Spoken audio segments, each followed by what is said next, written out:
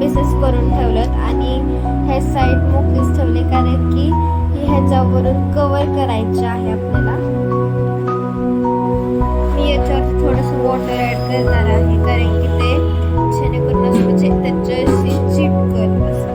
मी आता पॅन गरम करायला ठेवला आहे. ह्याच्यावरती घी टाकला आहे कारण की ते भाजण्यासाठी. तुम्ही तुमच्याकडे बटर असले तर यूज करू शकता. बघा मी ह्याने कव्हर करणार आहे ह्याला.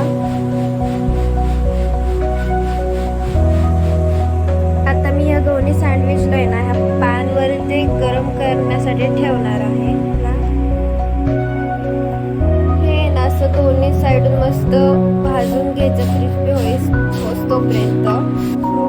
मस्त क्रिस्पी आहे बघा. आता भाजून घेतलेलं आहे ह्याला बघा. खूप क्रिस्पी आणि मस्त झाल्यात. मला तर बघूनच तोंडाला पाणी